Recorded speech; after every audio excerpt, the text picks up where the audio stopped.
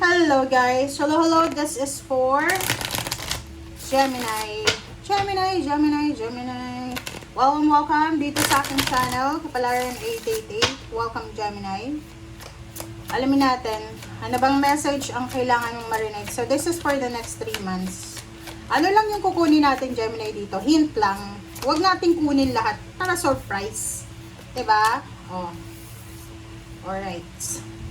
Gemini, para doon sa mga katatapos lang ng relationship nila, you are suffering emotionally, broken hearted ka ba?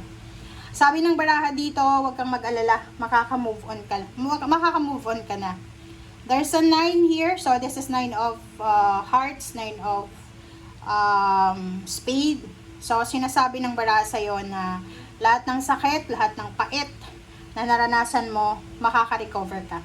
Nandito si First Chakra Archangel Michael para tulungan ka na makarecover, mag-heal. And at the same time, ihanda mo yung sarili mo kasi may direction ka na dapat tahakin sa mga susunod na araw. Okay?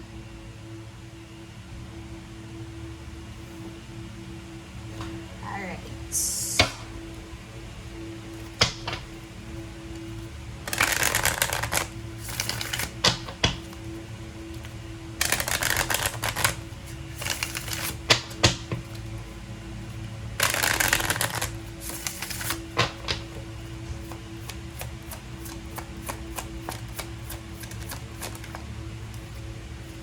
Okay, first light. Beginning a new cycle. O, diba?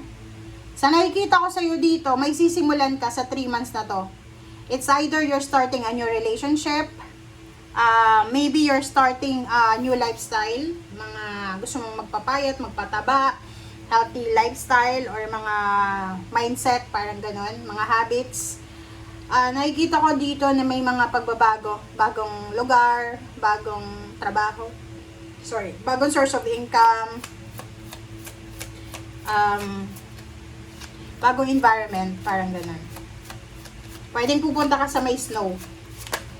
Okay, distant thunder. Kaso lang nakikita ko sa Gemini, masyado kang nag-overthink. Okay, iwasan mo yung sobrang pag-overthink kasi hindi yan makakatulong sa'yo. Okay.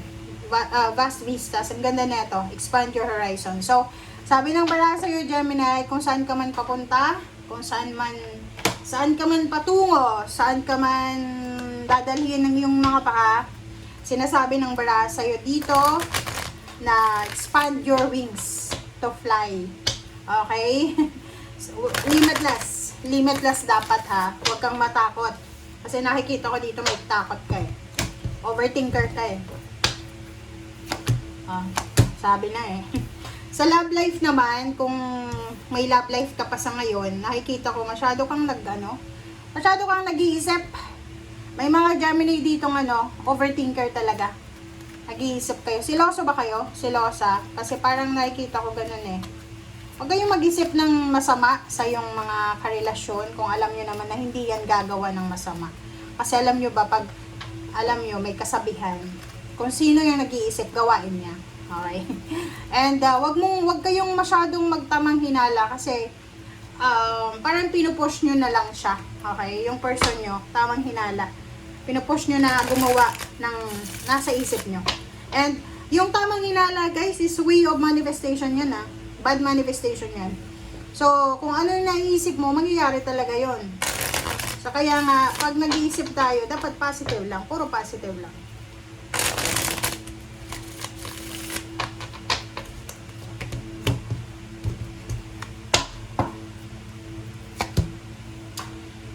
Alright, 3 of Pentacles. So, yun.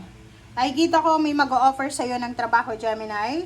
Or pwede ikaw yung mag-o-offer ng trabaho. Nakikita ko rin may mag-o-offer sa'yo ng tulong.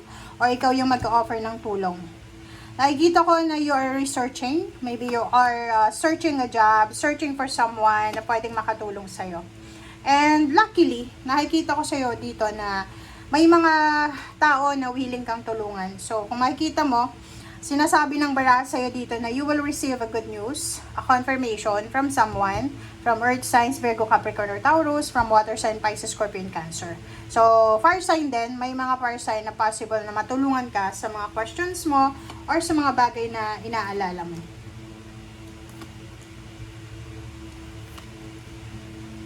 Alright, so kung makikita mo dito, the Hermits and Six of Swords, High Priestess. So, kung makikita mo siya, yung mga Gemini na to, natatakot kayo na mawala ng pera, mawala ng trabaho.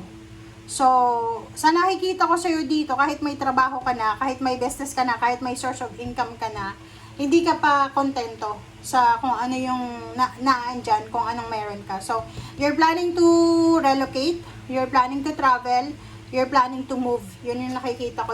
You're searching for a way out sa lugar kung saan ka man ngayon or whatever man yun. Okay? So, Ace of Cups. So, kung makikita mo dito, sobra-sobrang happiness. Yung Ace of Cups kasi na to sa aapaw yung emotion mo. Sobra kang masaya.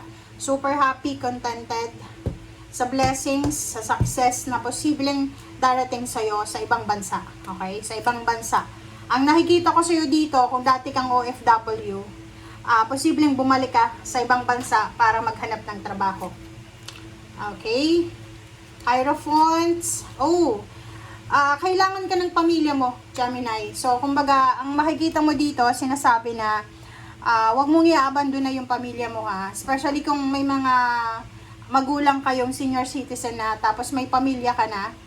Kung halimbawa yung asawa mo, hindi siya ka-close ng parents mo, especially ng mother mo, kailangan mong proteksyonan yung parents mo, guys. Okay? Nakikita ko yun. So, may mga tao dito na posibleng umaasa sa'yo financially, or may mga tao dito nangangailangan talaga ng tulong mo financially. And sinasabi sa'yo ng Wheel of Fortune na wag kang, anong tawag dito? Wag kang mapagod. Okay, yun yung tamang term. Wag ka daw mapagod, Gemini, na tumulong. Kasi may balik yan sa'yo. Lalo na kung pera yan, ha. Kung pera, kahit konti, kahit maliit na bagay yan, may balik yan sa'yo. Okay? Nakikita ko sa'yo dito, sa future mo, maraming pera ka na hawakan. You will be victorious financially. And marami din na mag-offer sa'yo ng financial help. And nakikita ko sa'yo, meron kang parang, anong tawag dito? Trauma.